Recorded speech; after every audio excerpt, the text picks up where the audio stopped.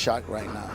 We are afraid because we really don't know what's going to happen next. C'est dur ce coup parce que c'est un président qui est mort au pouvoir. Mais ça ne me sent mal parce que ces gens-là n'ont dirigent pas le pays bien. C'est un bandit qui est mort. And I don't like him. Even he don't like him. Even you don't like him.